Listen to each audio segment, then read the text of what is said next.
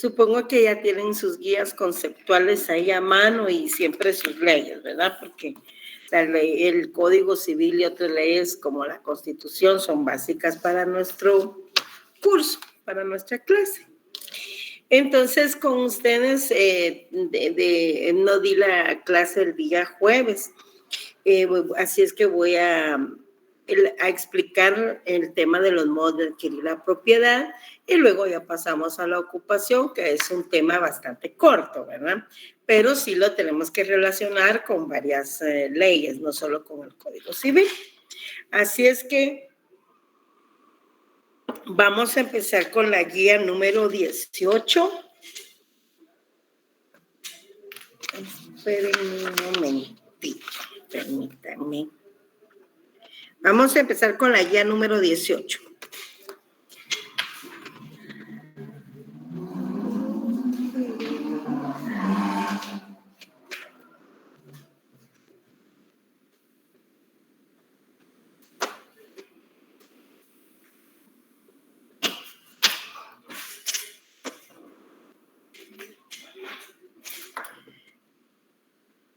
Así.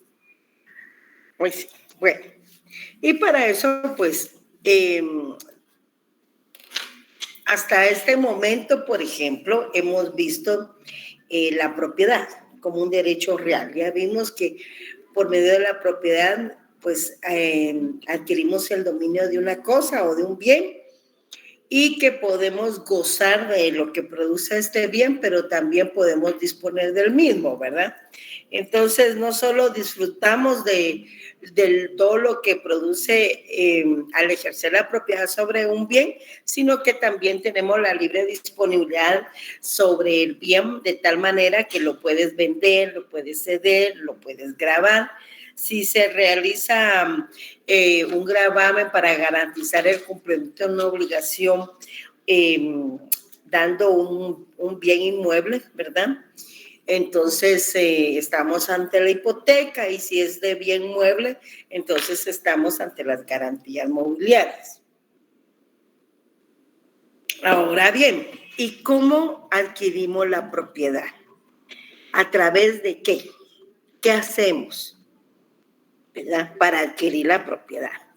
Cuando nos referimos a los modos de adquirir la propiedad, es precisamente, estamos haciendo referencia precisamente a todos esos actos o hechos jurídicos que tienen por objeto y dan como resultado, dice el maestro Alfonso Brañas, precisamente la adquisición de ¿qué? Del derecho de propiedad sobre un bien, ¿verdad? Para que podamos actuar entonces como propietarios. Y entonces la ley le reconoce reconoce los diferentes modos que hay que para adquirir la propiedad y otorga una clasificación que ahí la tenemos en la guía 18 siempre, pero a la par de las definiciones. Y entonces tenemos que los modos de adquirir la propiedad se clasifican en atención a su naturaleza y en atención a su causa. Cuando nos referimos en atención a su naturaleza, pues hablamos a título universal, a título particular, a título oneroso, a título gratuito. Hablamos de los modos originarios y también de los modos derivados o derivativos. Y en atención a su causa, pues hay transmisiones por actos entre personas vivas y hay transmisiones por causa de muerte, no entre muertos, ¿verdad? Sino que por causa de muerte. Y ahí vemos las diferentes clases de sucesión. Luego ya pasamos a la guía conceptual número 19 y ahí tenemos toda la clasificación atendiendo a su naturaleza. Y es de esa la que vamos a explicar ahorita. Cuando la adquisición es a título universal, es porque la transmisión se hace en su totalidad. El patrimonio completo es el que se transmite a otra persona. Ahora bien, no olviden que cuando hablamos de patrimonio, ahí incluimos todos los bienes, derechos y obligaciones, pero que tienen una estimación pecuniaria, ¿verdad? Entonces, y que el patrimonio es considerado como una universalidad jurídica. Recuerden que el patrimonio está integrado por un activo, por un pasivo, y que ambos se integran a la vez por derechos reales y derechos personales. Entonces, ese patrimonio que incluye no solo derechos, sino que también obligaciones, obviamente apreciables en dinero, puede ser un ejemplo de ellos, la herencia. En la herencia vamos a leer el artículo 918 y 919, por si alguien me quiere ayudar ahí. Vamos a ver que hay la transmisión a título universal y a título particular.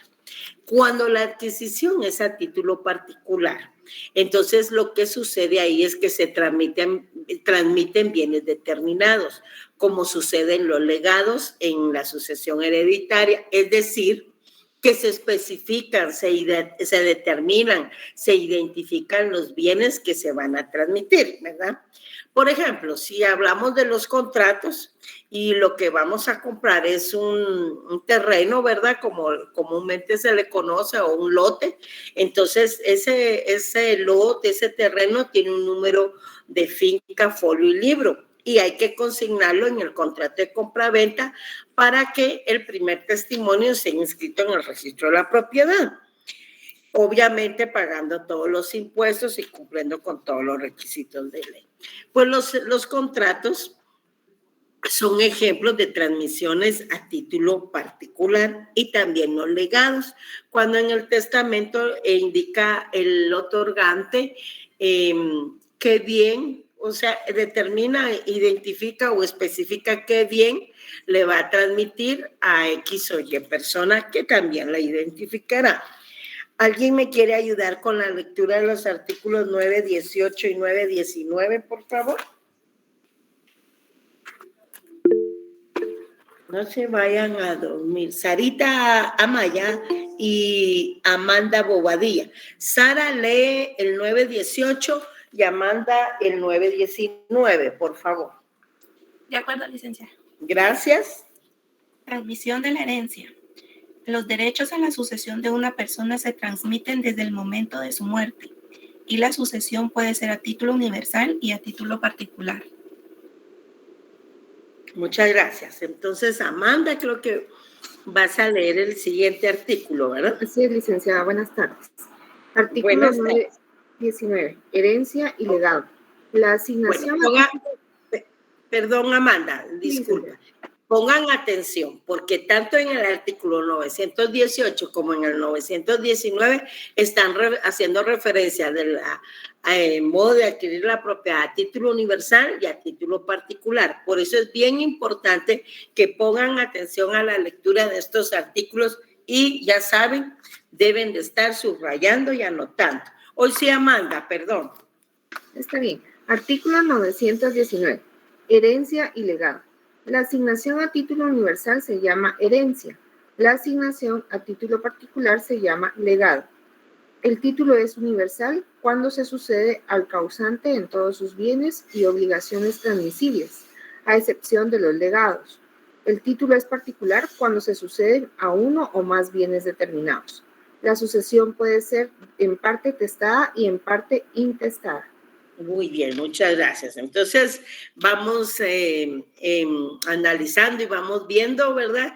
Que una asignación a título universal se llama herencia y que la transmisión se da de todo ese universo en su totalidad, ¿verdad? Porque incluye bienes, derechos y obligaciones que no se extinguen con la muerte y que son valorados en dinero. Y en la adquisición a título particular, pues ya vimos que se determinan e identifican tanto a las personas como a los bienes, ¿verdad? Porque hay una relación jurídica, ya sea en los contratos o en los legados. Luego tenemos que hay adquisición primitiva u originaria o modo originario. De cualquiera de esas formas se le conoce. Y también hay una adquisición derivada, derivativa o modo derivativo. Es originario precisamente, y hoy vamos a ver el siguiente tema es uno de los modos de adquirir la propiedad originaria, que es la ocupación. ¿Por qué? Es originario porque no existe una relación jurídica entre un titular anterior y un nuevo dueño o un nuevo adquiriente. No. ¿Y por qué? Porque los bienes simplemente no han pertenecido al patrimonio de una persona exclusivamente. Es decir, se pueden apropiar o adquirir la propiedad por ocupación sobre bienes muebles que carezcan de dueño. No han tenido dueño y por eso la ocupación está citada ahí, que la vamos a ver a continuación. La accesión y la usucapión, ¿verdad? Y como hoy vamos a leer ya propiamente la ocupación, pues nos vamos a leer el artículo 589 porque ese es nuestro siguiente tema. Ahora bien, cuando hay una relación jurídica entre un dueño y un nuevo adquiriente, ahí estamos ante un modo derivado, es decir, un bien se va a desplazar del patrimonio de una persona y se va a integrar al patrimonio de otra. Ahí sí hay una relación jurídica entre ambas personas y además los bienes que se van a transmitir, pues obviamente tienen dueño. Por eso ahí señalamos que esta tiene lugar como efecto de una relación jurídica que existe entre un titular anterior y el nuevo adquiriente. Por eso en el contrato de compra-venta hay comprador y hay también un vendedor, ¿verdad? Comprador y vendedor.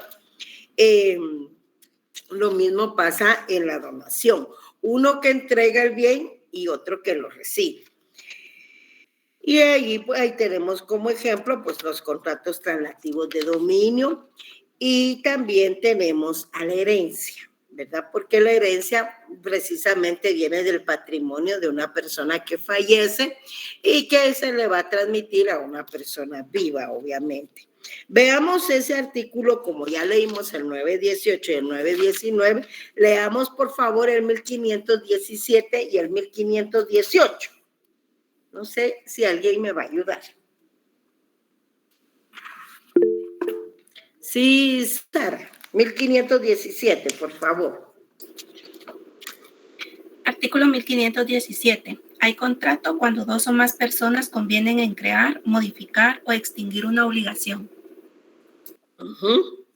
Y el siguiente, por favor. De una vez. Los contratos se perfeccionan por el simple consentimiento de las partes, excepto cuando la ley establece determinada formalidad como requisito esencial para su validez.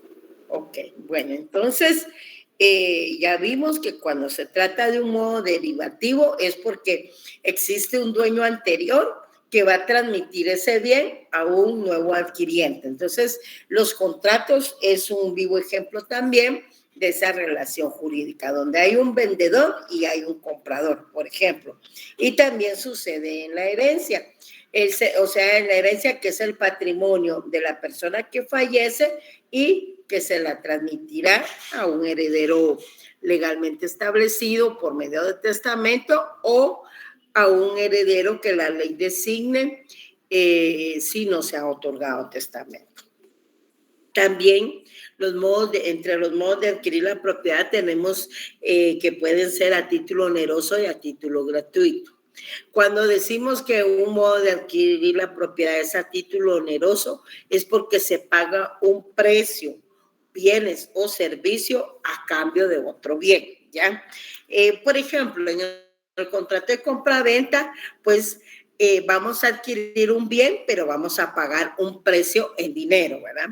Si hablamos de la permuta, vamos a adquirir un bien, pero vamos a entregar otro, por ejemplo, y aquí se dan todos los contratos translativos de dominio. Luego tenemos que también entre los modos de adquirir la propiedad, la adquisición puede ser a título gratuito. ¿Qué significa eso? Que podemos transmitir la propiedad de un bien, pero lo que nos van a dar es simplemente las gracias, si bien nos da, porque algunos ni las gracias dan. Entonces, hay donación, o sea, contrato de donación entre vivos, que es el que está en el artículo 1855. Está la herencia y el legado, que ya vimos en los artículos 918 y 919. Pero ahora veamos en qué consiste el contrato de donación regulado en el artículo 1855. ¿Alguien me ayuda a leer el 1855, por favor? Sí, Jaslyn. Alexandra. Buenas tardes, licenciada. ¿Cómo no? Buenas tardes. Donación entre vivos. La donación entre vivos es un contrato por el cual una persona transfiere a otra la propiedad de una cosa a título gratuito. A título gratuito. Quiere decir que no vamos a recibir ninguna contraprestación, ¿verdad? Pero sí vamos a entregar la propiedad de un bien. Ahorita lo que, solo les cito esos artículos porque me limito a que los identifiquemos y los ubiquemos en la legislación para que ustedes vean y puedan analizar que sí existen en la ley y en qué consiste. Pero realmente los contratos van a ser objeto de estudio en los cursos van a empezar con la teoría general del negocio jurídico en el curso de Civil 3 y luego ya estudian todos los contratos en particular en Civil 4.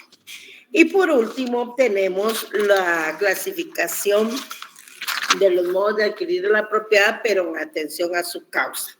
Por eso es que tenemos las transmisiones por actos entre vivos y las transmisiones por causa de muerte. Cuando hablamos de las transmisiones por actos entre vivos, ya vimos que en el 1517 nos indica que hay contrato cuando dos o más personas convienen en ¿qué? En crear, modificar o extinguir una obligación. O sea, son personas vivas que están indicando las bases para la celebración de un contrato. Por eso ahí tienen el contrato de compraventa, la donación entre vivos, el contrato de permuta y el contrato de mutuo. ¿Quién quiere leer el artículo 1790 que regula el contrato de compraventa? Por favor.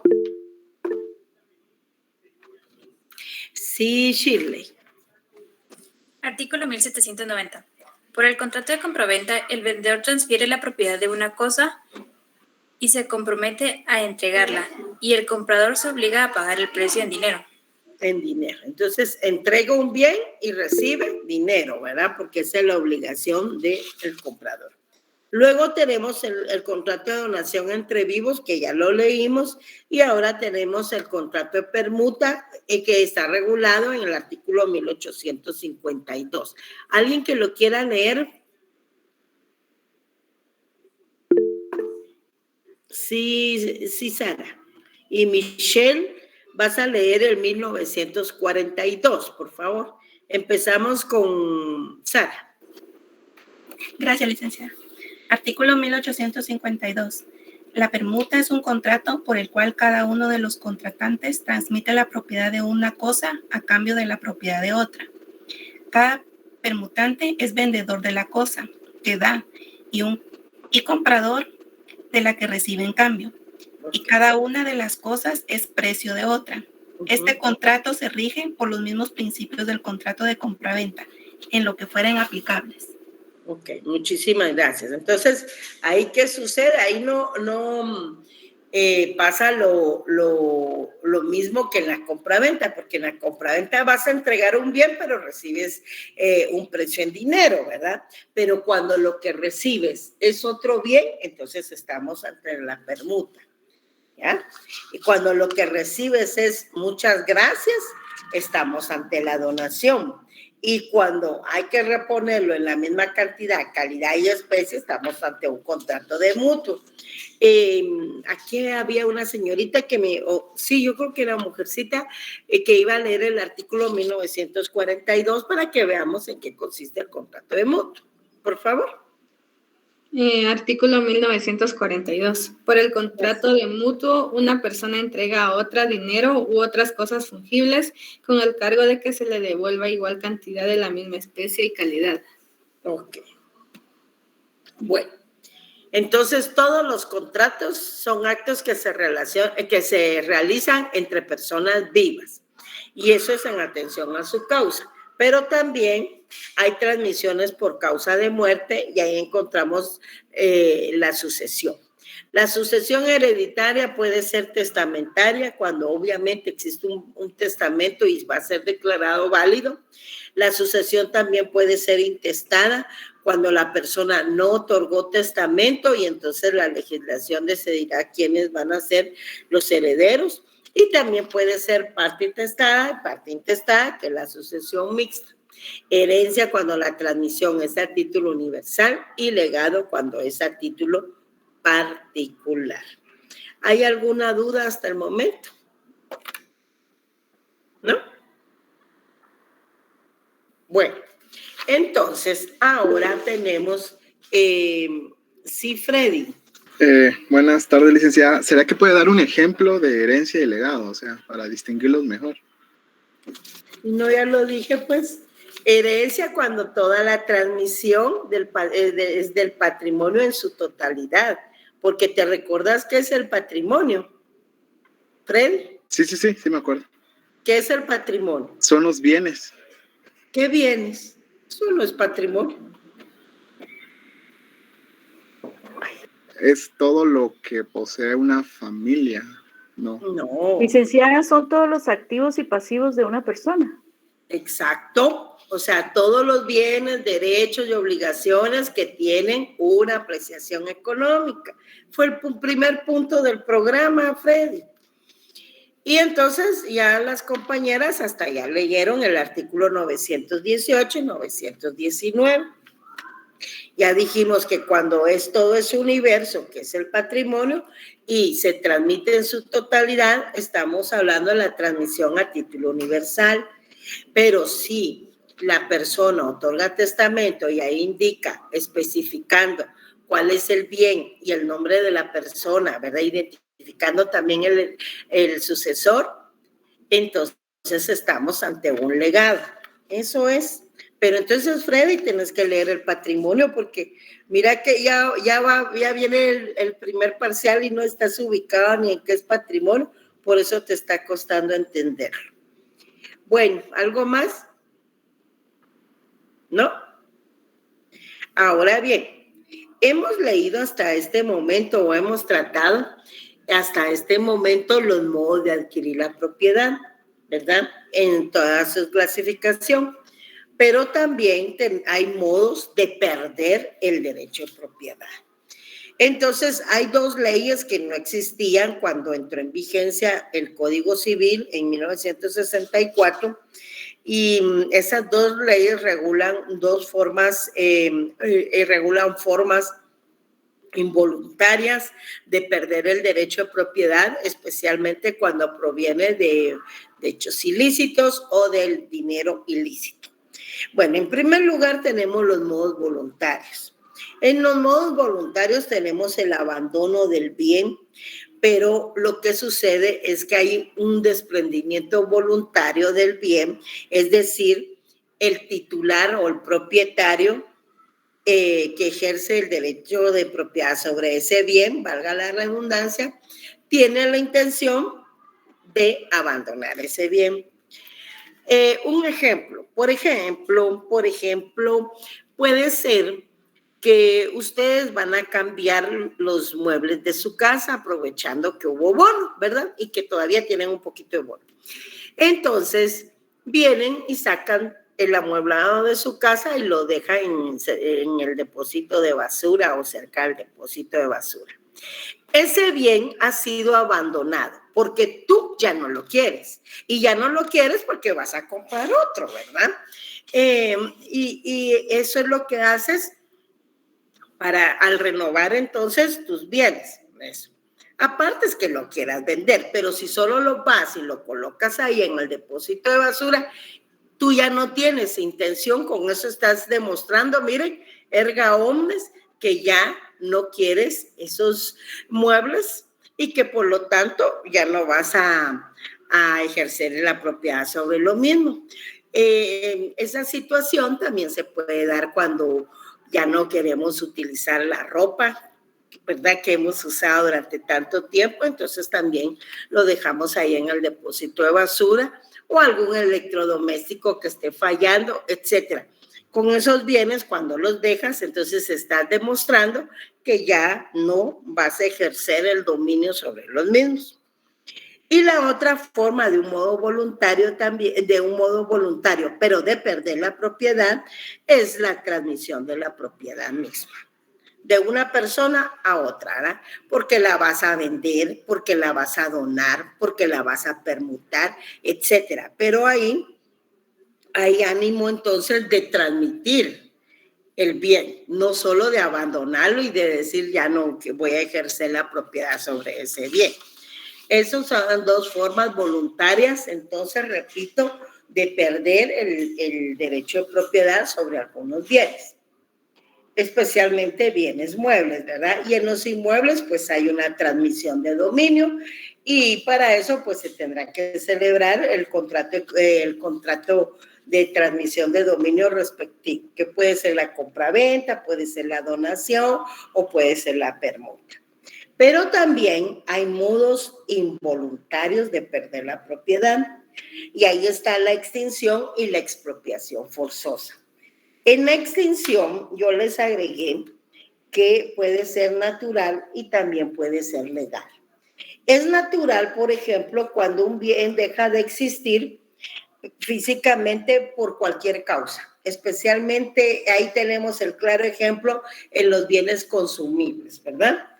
Se extinguen porque se utilizaron y su naturaleza no permite una utilización nueva, ¿verdad? Finalizaron.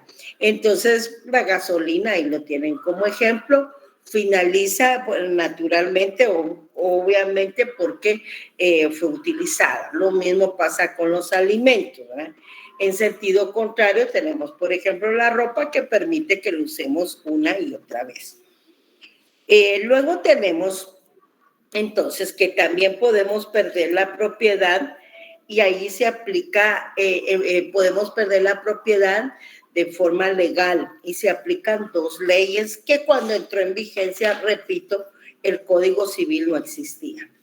Está la ley contra el lavado de dinero u otros activos, específicamente en el artículo 8 indica que para los efectos de esta ley el comiso consiste en la pérdida a favor del Estado de los bienes, instrumentos, productos utilizados o provenientes de la comisión del delito de lavado de dinero u otros activos, declarado en sentencia, etcétera, ¿verdad? Y también tenemos la ley de extinción de dominio, específicamente, pues en el artículo 2 vamos a encontrar una serie de definiciones y lo que deben definiciones que son aplicables para el análisis e interpretación de esta ley. Y luego tenemos en el artículo 4 las causales de procedencia, la extinción de dominio.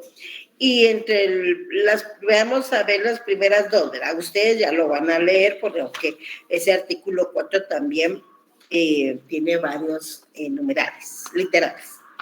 Pero entre ellos, por ejemplo, indica que cuando el bien o los bienes de que se trate provengan directa o indirectamente de una actividad ilícita o delictiva realizada en el territorio nacional o en el extranjero, entre otros, ¿verdad? Tarea que les queda entonces leer los artículos relacionados con la pérdida del derecho de propiedad.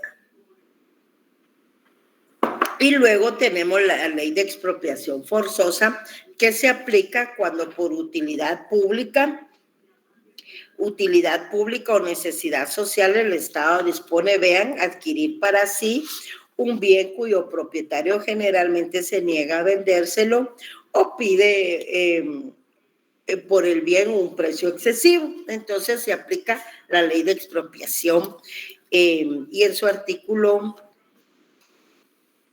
5 nos indica que por causa de utilidad o necesidad públicas, por interés social, pueden ser objeto de expropiación toda clase de bienes, estén o no en el comercio. Y también indica en su artículo 2 que la declaratoria de utilidad y necesidad pública o interés social corresponden al Congreso de la República. Asimismo, en el artículo 40 constitucional también tenemos regulado el tema de la expropiación.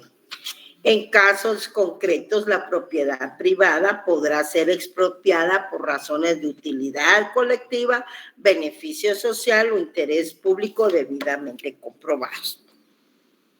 En esa guía número 21 también les incorporo el registro de la propiedad. ¿Por qué? Porque el registro de la propiedad es la institución pública que tiene por objeto la inscripción, anotación y cancelación de los actos y contratos traslativos de dominio. Hemos visto que con los contratos traslativos de dominio podemos adquirir entonces la propiedad de un bien, ¿verdad? Y demás derechos reales sobre bienes inmuebles y muebles identificables, con excepción de las garantías mobiliarias que tiene su ley específica de garantías mobiliarias. Esto lo tienen regulado en el artículo 1124, en el artículo 1125 tenemos regulado cuáles son los asuntos que deben inscribirse en el registro de la propiedad. Vean que nuestro Código Civil le dedica un libro completo, que es el libro cuarto.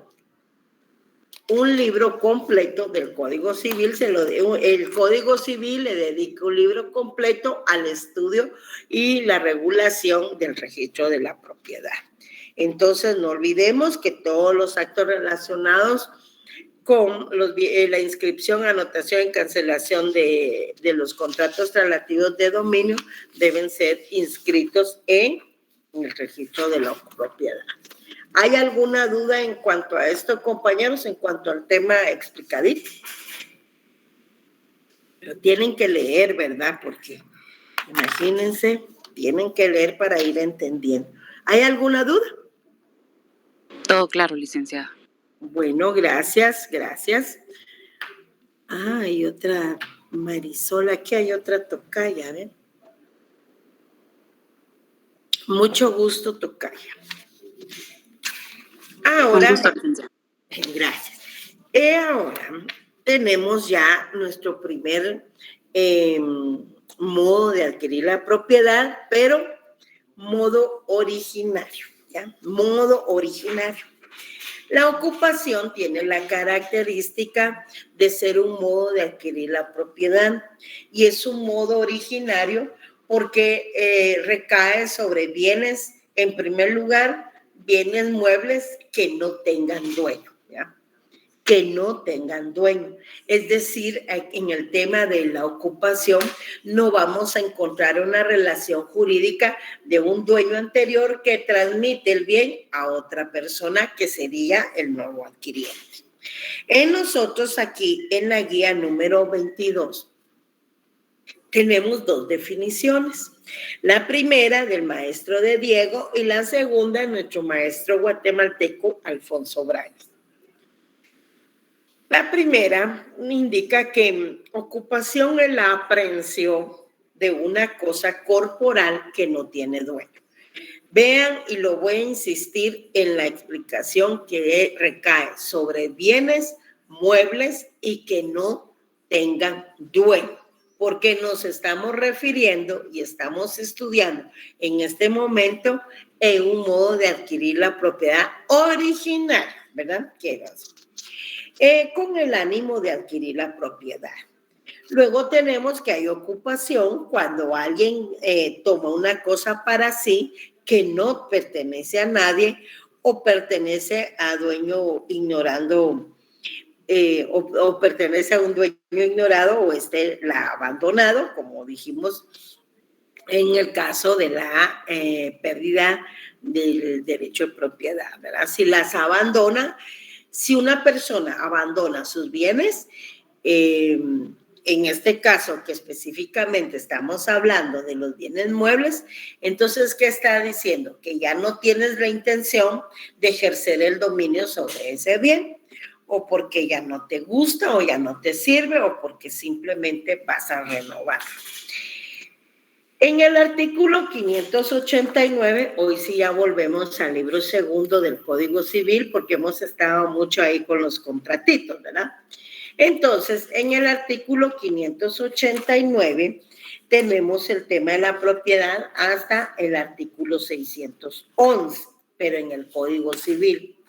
Sin embargo, vamos a ver que vamos a utilizar otras leyes, estos serán para los modos de adquirir la propiedad. Vamos a utilizar otras leyes que son aplicables al tema de la ocupación. Para eso tenemos la Ley General de Casa, esta, Ley General de Casa, tenemos la Ley para la Protección del Patrimonio Cultural de la Nación, la Ley General de Pesca y Acuicultura y nuestra Constitución, ¿verdad? Además del Código Civil. Vamos a ir viendo cada una de ellas. Entonces, empezamos. En el artículo 589 del Código Civil nos indica cuáles son las cosas que podemos adquirir por ocupación. Veamos ese artículo, ese capítulo 6 de la propiedad por ocupación.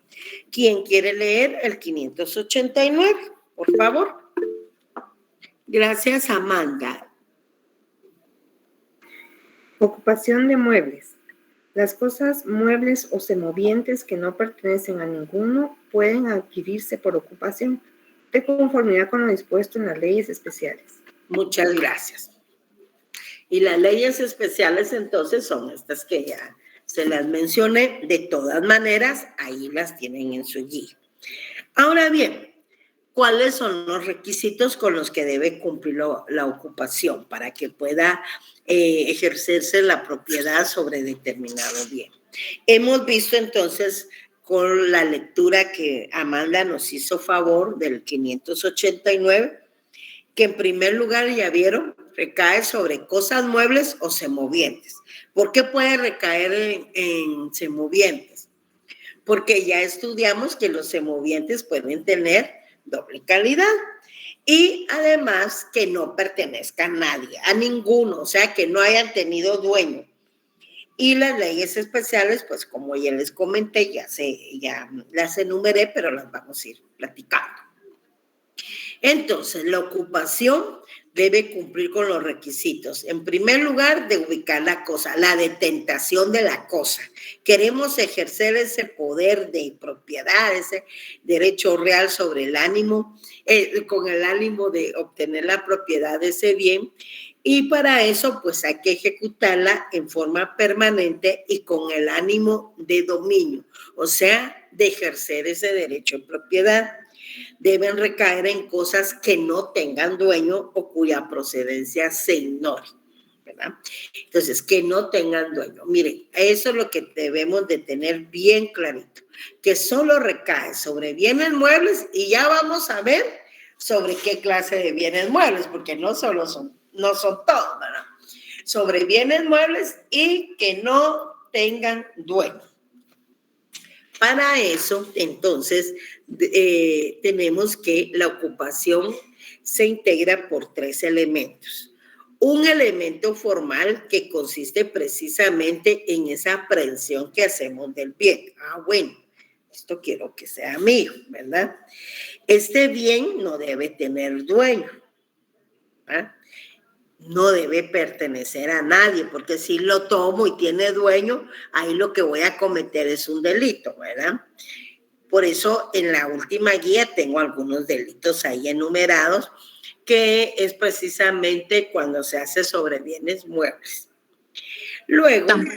Tampoco puede ser áreas protegidas, creo. También, ahí ya vamos a llegar, exacto, para el tema de casa. Hay limitaciones, hay lugares no permitidos y hay especies en extinción y hay áreas protegidas, como tú bien lo dijiste. Y luego tenemos un elemento personal y ese se fundamenta precisamente en la intención que tiene una persona de hacer propio el bien que va a adquirir por ocupación, y entonces al tener la intención de ocupar ese bien se integra a su patrimonio, ¿verdad? Y ya formará parte del mismo. Ahora bien, vamos entonces allá a las leyes especiales y a ver sobre qué bienes específicamente podemos adquirir por ocupación. En la guía número 23 tenemos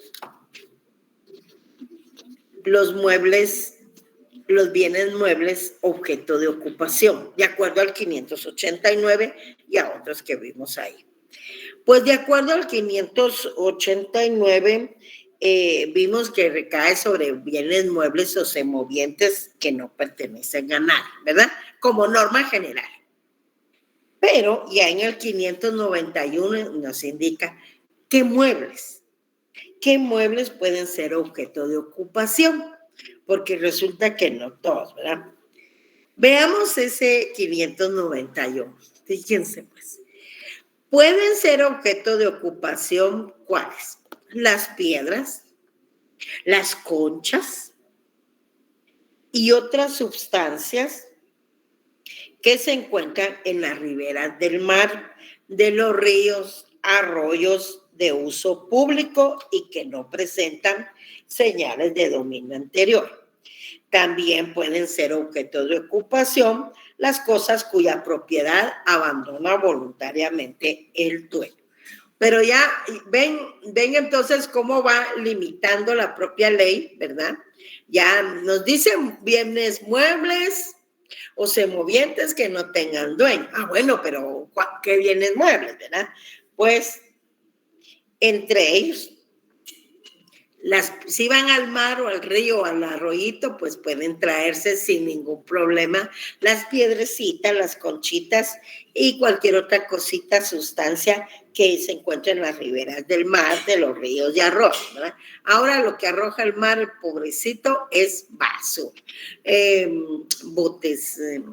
Los botes de agua, los botes plásticos y toda la basura, el pobre mar iba de arrojar. Pero pueden apropiarse de ello. De uso público, fíjense, y que no presenten señales de dominio anterior.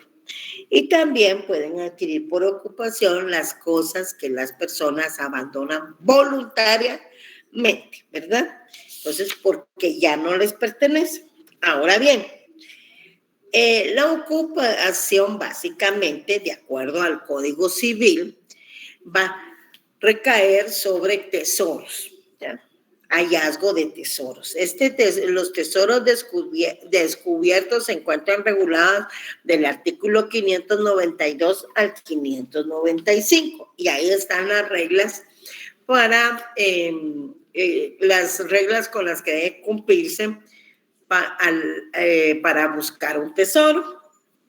En primer lugar, no se puede hacer, si lo vas a hacer en terreno propio, pues no hay problema y lo encontrás, pero si lo haces en terreno ajeno, bueno, pero ahí debe de haber un permiso, ¿verdad? Por ejemplo, y ya con el permiso del otro, entonces ya a la hora de encontrarse ese tesoro, pues irán mitad, ¿verdad? Pero si no, hasta daños y perjuicios puede cobrar el dueño el dueño del inmueble en donde se trató de buscar el tesoro y donde se encuentra.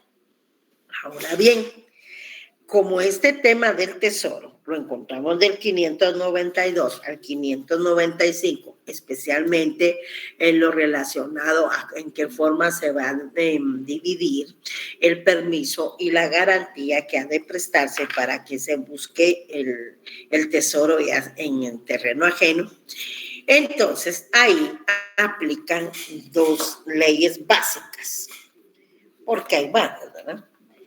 En primer lugar, vamos a ver nuestro artículo 61 constitucional. Tocaya, ¿me haces favor de leer el 61 constitucional? 61 de la Constitución.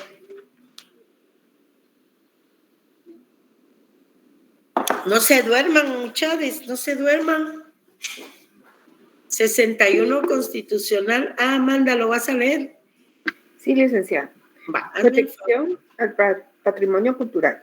Los sitios arqueológicos, conjuntos monumentales y el Centro Cultural de Guatemala recibirán atención especial del Estado, con el propósito de preservar sus características y resguardar su valor histórico y bienes culturales.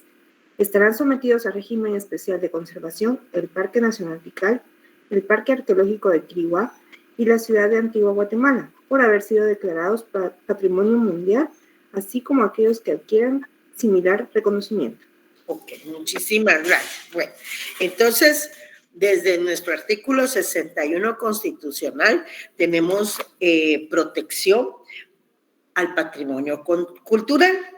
Y para eso ya nos vamos a su ley específica, porque si se dan cuenta, en el artículo 589 nos indica que pueden adquirirse por ocupación de conformidad con lo dispuesto en leyes especiales. Y aquí va la Constitución que ya leímos, pero aquí va la específica.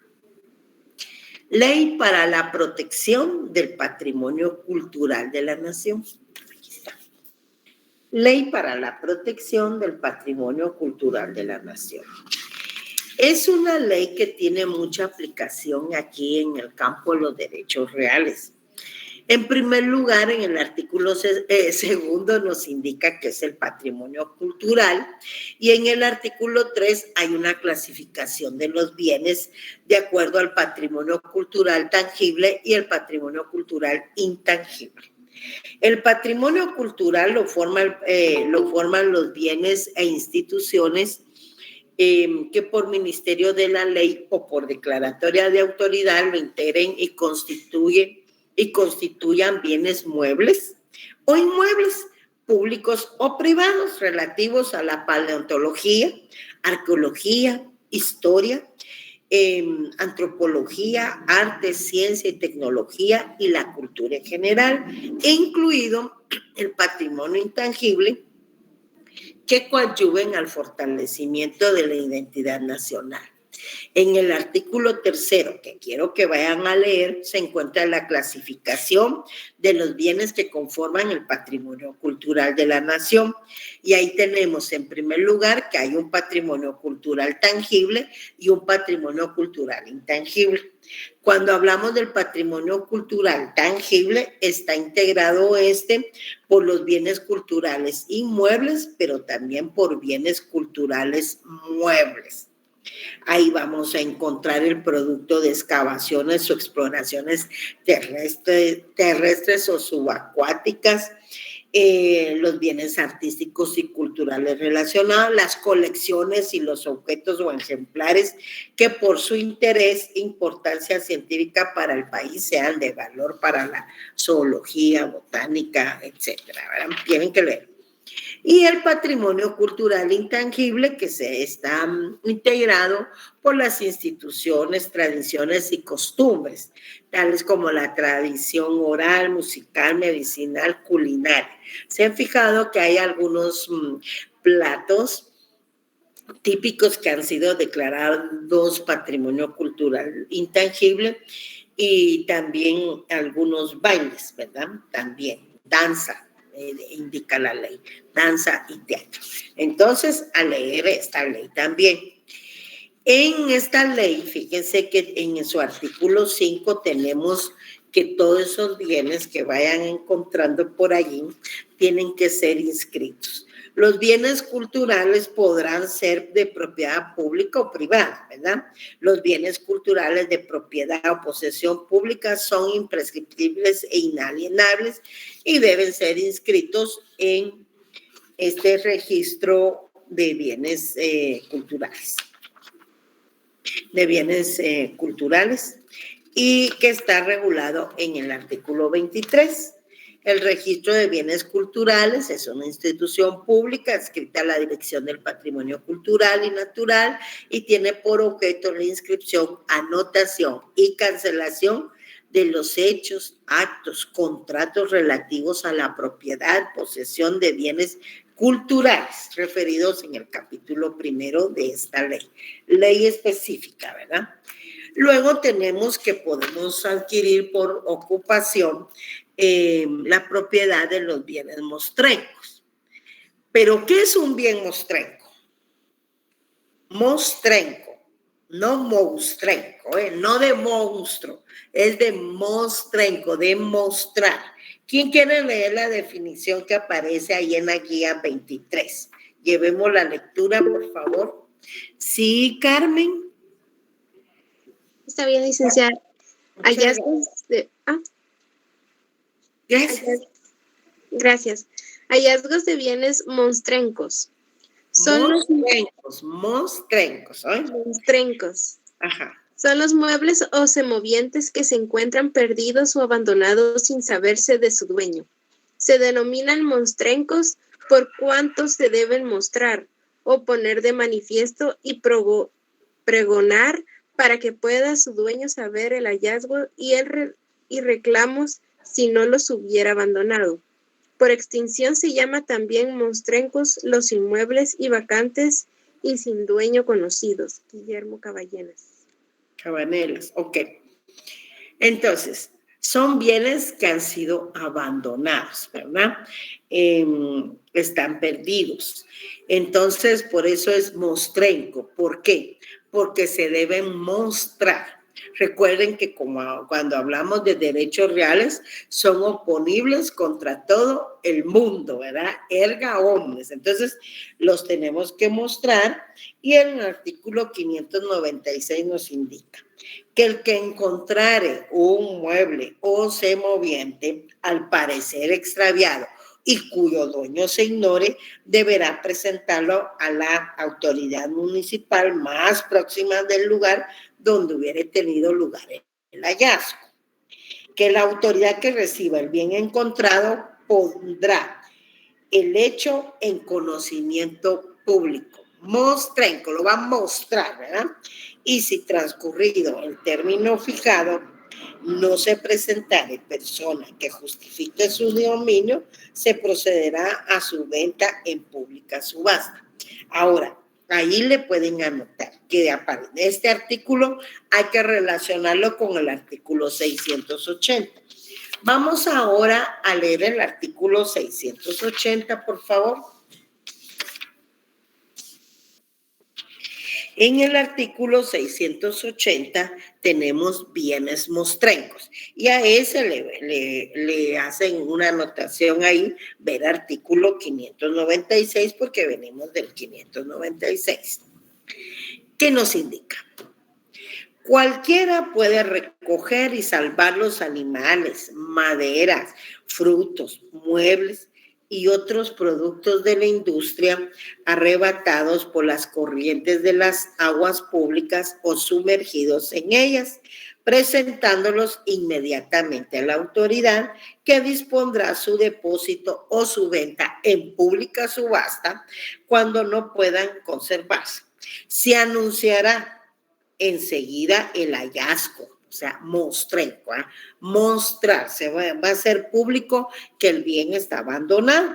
Y si ahí está el plazo, dentro de los 3 meses hubiere reclamación por parte del dueño, pues entonces se le entregará el objeto a su precio previo abono de los gastos de conservación y el derecho de salvamento que consistirá en un 10%.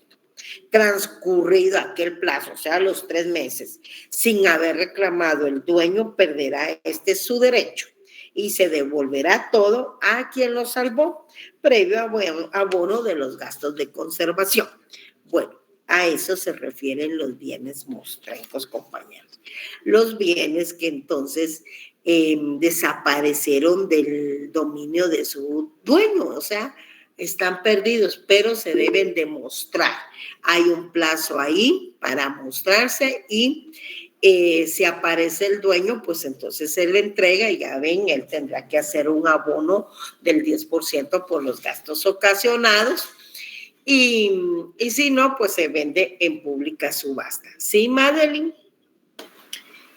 Me surgió una duda con respecto a este artículo. Dice de que si no aparece dueño, pues se lo va a quedar quien lo salvó. Pero previo a... Es mostrenco, ¿verdad? Hay que acudir a la autoridad municipal, decirle que encontraste ese bien y entonces ya hacerlo del conocimiento del público porque es erga omnes. Dime. Oh, sí, esa parte sí me quedó clara. Tengo duda con respecto a eso que dice, se le devolverá todo a quien lo salvó, previo abono de los gastos de conservación. Exacto, por parte del dueño, ¿verdad? Del dueño que aparece y dice, oh, ese bien es mío, ¿ya? Sí, pero, Ok, entonces ahí es donde no tengo muy claro entonces, porque si aparece el dueño se le va a devolver y el dueño le va a tener que pagar el 10% por gastos. Sí, ahí vamos bien. Okay. Pero dice que si no aparece, se lo va a quedar quien lo salvó.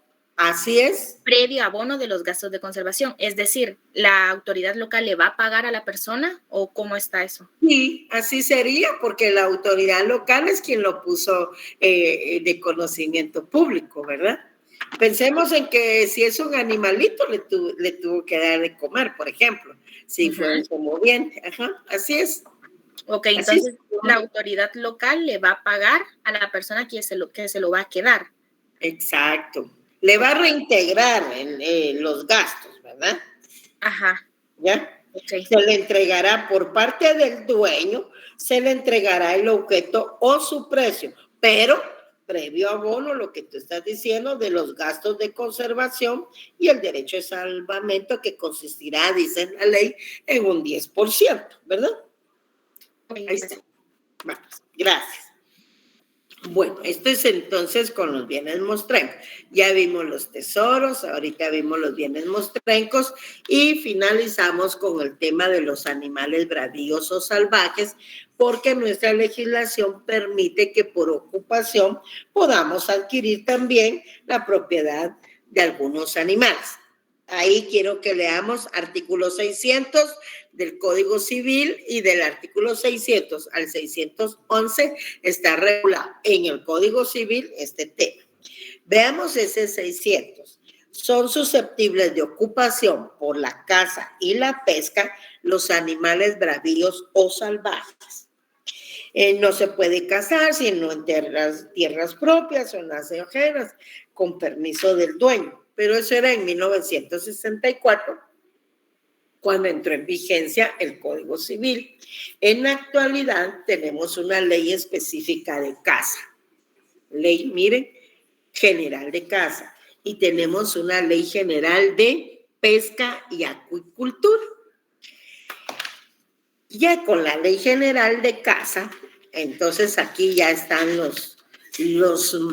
la normativa, ¿verdad?, legal, para que podamos adquirir por ocupación a través de también, DIPRONA ejerce el control, ¿verdad? Pero el control sí se realiza de forma ilícita. Pero el órgano regulador de este tema, el ente regulador y rectores, es el Consejo Nacional de Áreas Protegidas, que alguien me comentó aquí, yo no sé si fue mi tocaya, pero sí lo mencionó alguien acá, que lo acabamos de ver. Ahora bien, en la Ley General de Caza, pues tenemos en primer lugar las definiciones en el artículo 3 que nos aclaran entonces esa conceptualización para que podamos interpretar la norma. Nos indica, por ejemplo, que caza es la búsqueda, persecución, acecho, acoso, captura o aprehensión de animales silvestres, así como la recolección de productos derivados. Hay caza deportiva, que es la actividad de matar y extraer fauna de la naturaleza voluntaria por deporte o recreación. Hay caza comercial y hay caza de subsistencia. Entonces, ya en el artículo 6 tenemos la clasificación del tipo de caza permitida. Y la caza permitida en nuestra legislación es la caza de subsistencia y la caza deportiva. En el artículo 7 encontramos al órgano regulador y rector del correcto y fiel cumplimiento de las obligaciones impuestas en la Ley General de Caza. Y ellos pues entonces van a ejercer esa supervisión y control. Luego tenemos que en el artículo 21 y en el artículo 22, ustedes lo van a leer todo, ¿verdad? Pero básicamente, a eso es lo que estoy haciendo referencia. Básicamente, como no es cazar a cualquier animal y ya ejerzo la propiedad por ocupación, no. Debemos de tomar en cuenta que de acuerdo a la Ley General de Caza, entonces En el artículo 21 y en el artículo 22 tenemos prohibiciones de especies protegidas, en el 21 y en el 22 protecciones especiales. Por ejemplo, en el artículo 21 tenemos la protección de especies protegidas, prohibición, perdón, y las especies cuya caza queda prohibida en forma absoluta, así como la comercialización, tránsito y utilización de sus derivados, se publicarán cada año por el CONAP. En el listado se indicará el nombre científico del animalito o nombre común y el estatus de la especie en la lista roja del CONAP.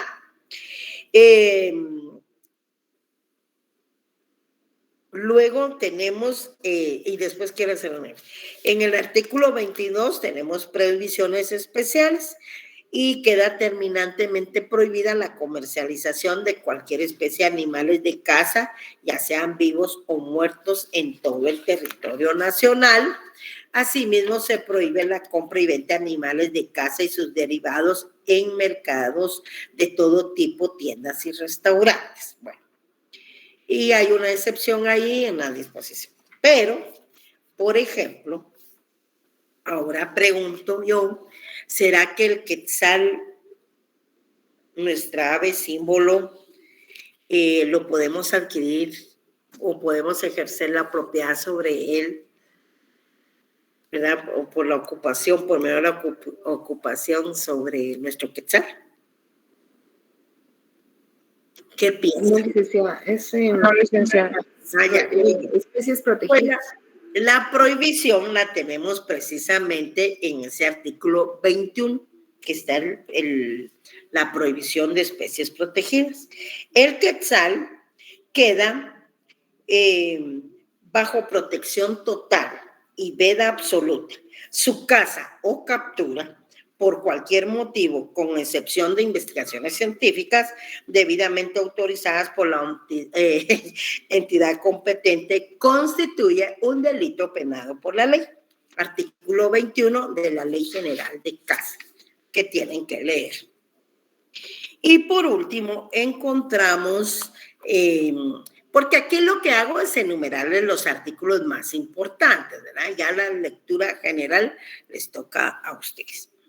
Aquí también tenemos la Ley General de Pesca y Acuicultura. De acuerdo a esta ley, pues entonces también tenemos que en el artículo 4 nos indica los bienes nacionales del dominio público. Y dice que los recursos hidrobiológicos, silvestres, contenidos en el mar territorial, zona contigua, zona económica exclusiva, aguas internas y aguas interiores naturales, compete al Estado ejercer las facultades de dominio sobre ellos, determinando el derecho de pescarlos, administrándolos y velando por su racional aprovechamiento. Aquí también tenemos especies protegidas, ¿verdad? Y en el artículo 8 encontramos las clases también, las definiciones de pesca marítima, etcétera, pero en el artículo 16 encontramos la clasificación de la pesca. Y la pesca, para los efectos de esa ley, se clasifica de acuerdo al medio en que se realiza, en pesca marítima y en pesca continental. Cada una está definida aquí. Por ejemplo, se entiende por pesca marítima la que se realiza en el mar o en los esteros y bahías, no varía, ¿verdad? Bahías.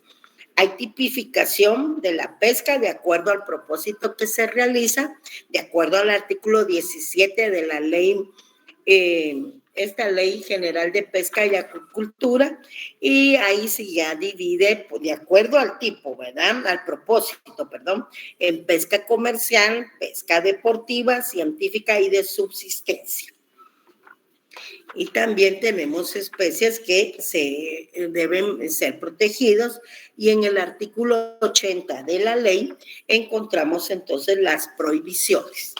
Realizar actividades pesqueras y acuícolas sin permiso o licencia o con la licencia o permiso vencido, extraer recursos pesqueros de agua de dominio público declarados en veda, áreas de reservas y áreas protegidas, salvo en casos específicamente autorizados. En conclusión, compañeros, lo que quiero que les quede claro es, en primer lugar, sobre qué clase de bienes podemos adquirirlos a través de la ocupación. Ya vimos que solo bienes muebles que no tengan dueño. Y dentro de esos bienes muebles, pues hay específicos, ¿verdad? Las piedrecitas que tira el mar, ¿verdad?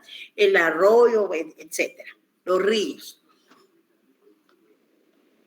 Y también podemos, ya vimos que se pueden adquirir por medio de tesoros, la caza y la pesca y los bienes mostrencos, siempre y cuando respetando todas las disposiciones especiales que hay para cada uno de estos. Luego tenemos ya en la guía número 24 los bienes, en primer lugar, los bienes que no se consideran abandonados. Y de acuerdo al artículo 599, pues no se presumen abandonados por sus dueños las cosas que los navegantes en el agua, en el aire, arrojen para aligerar la nave, ni los despojos provenientes de siniestro. O sea, un terremoto, una inundación, eso sí no se consideran abandonados, porque hay una causa de fuerza mayor. Tampoco se presumirán abandonadas las cosas que, con el fin de salvarlas, sean sacadas a la vía pública u otro lugar en caso de terremoto, incendio u otro siniestro, ¿verdad? En el artículo 671 encontramos los bienes de dominio público, que ahí lo tienen regulado. Es de dominio público lo que el mar arroje y no tenga dueño conocido, ¿verdad? Ahora solo arroja cosas de plástico, las mascarillas también. Lo pueden tomar, salvo lo dispuesto en el título relativo a ocupación y leyes especiales que ya vimos. Entonces, tenemos claro hasta este momento que podemos adquirir a través de la ocupación bienes muebles que no tengan dueño, ¿verdad? ¿Sí o no? ¿No se duerman? Sí. Bueno. Sí, también se encuentra gerente. Todo tipo de basura, el pobre mar lo usan de basurero. Bueno, entonces ya vimos esto.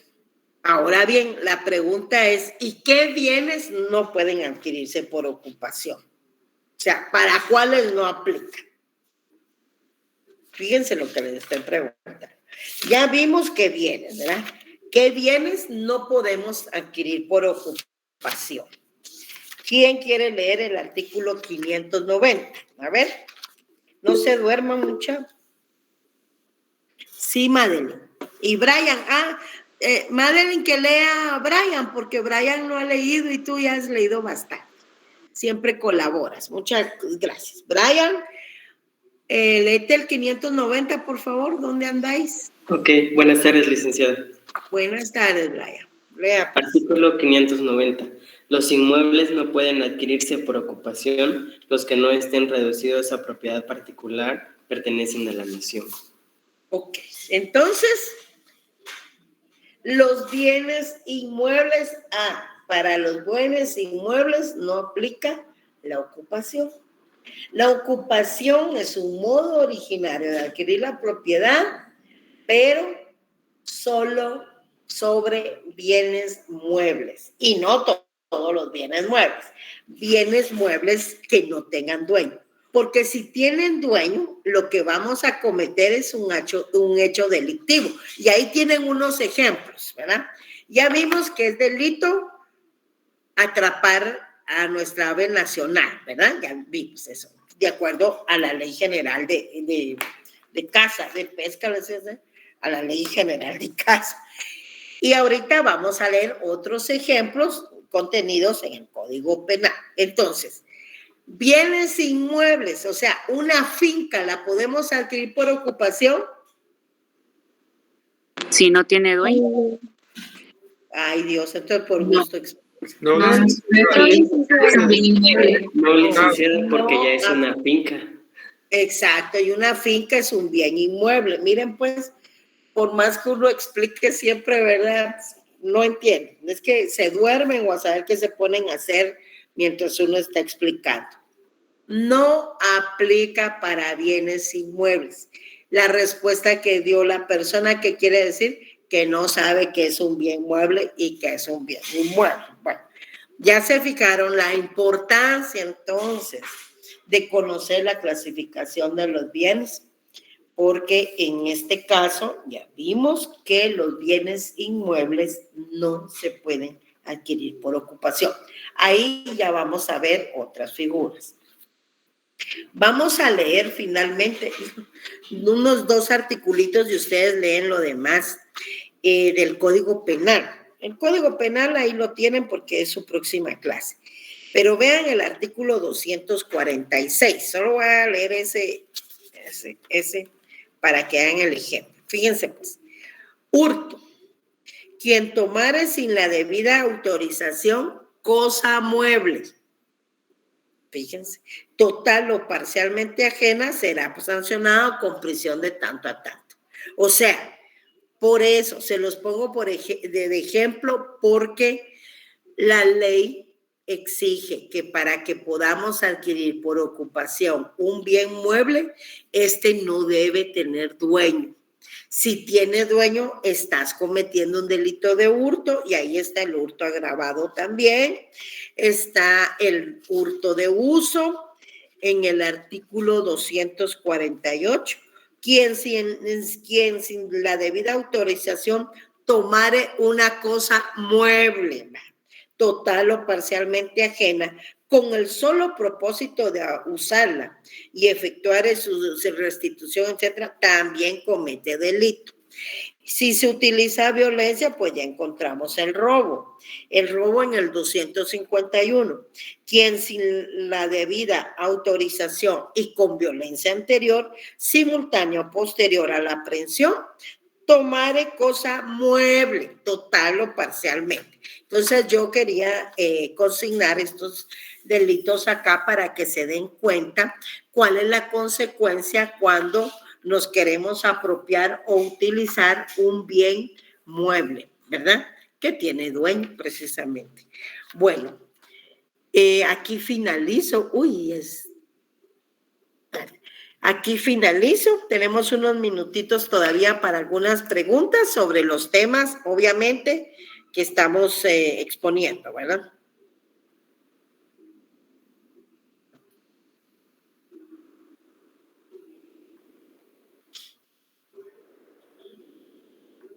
¿Qué pasa?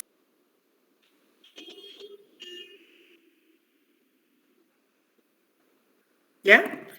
¿Todo claro? Ok. Bueno, entonces nos vemos el día jueves, por favor.